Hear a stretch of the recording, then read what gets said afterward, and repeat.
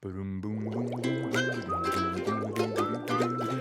gather round, Miss Martha's got a story. Can't wait to hear where it all might take us this time. Everyone knows that treasure lies inside these pages. We wanna be hanging out with stories. Everybody wants to be there when Miss Martha reads. Hello, friends.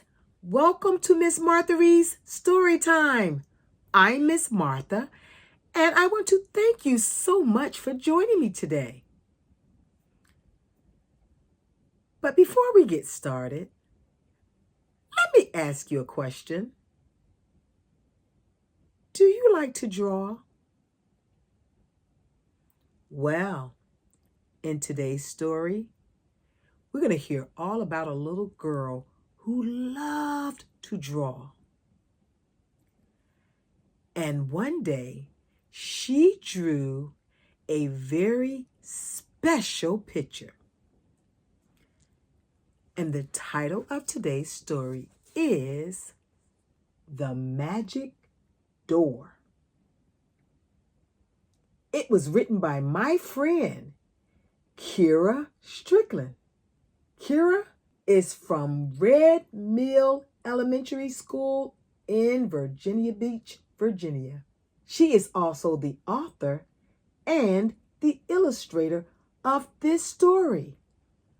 Let's put on our good listening ears. Click, click, so that we can hear all about this story. My name is Keira, and this is my book, The Magic Door. Let's get started. Once upon a time, there lived a girl named Crystal. Crystal loved to draw. If you went into her room, well, it's completely covered with drawings. Now, Crystal was a very creative kid, so the drawings were all sorts of different shapes and sizes. One day, Crystal's mother said that there was only 6 more pieces of paper, so she made something she thought she would regret making. She made a door. The handle was golden, the door was red, and she was creative. When she went to bed in the middle of the night, she swore she saw the door handle look 3D. So she went out of bed and opened the door.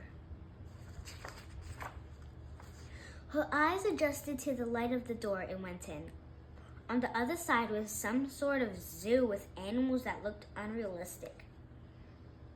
The craziest one was this hippo with wings farting rainbows. And when it passed the people, they oohed and they ahed. And one of them even said, "How beautiful." There were mermaids there too, and Crystal made very good friends with a mermaid named Tsunami. Tsunami was crying because she lost her family heirloom, a pearl. So Crystal went off to find the huge pearl. She searched land and sea, but no pearl. She leaned against a rock to think. After a minute, she noticed the rock was so smooth. Then she turned around and saw her reflection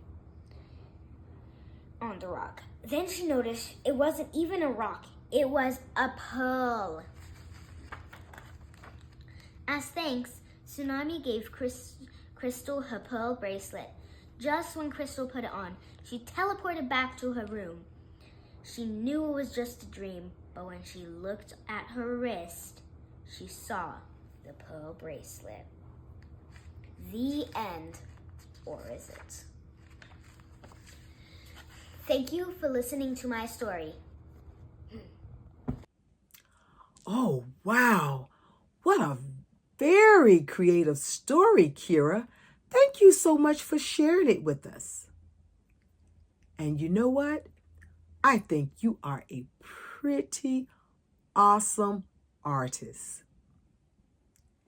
Now, I like to draw every now and then. I also like to paint. I love art. And my granddaughter also loves art. And just so happened, she shared this picture with me. It's a painting that she did, some of her artwork at school. It's a picture of a sunset. I thought that I would share that with you. She just gave it to me the other day. So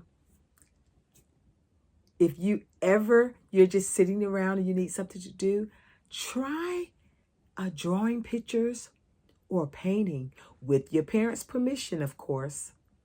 It's very relaxing.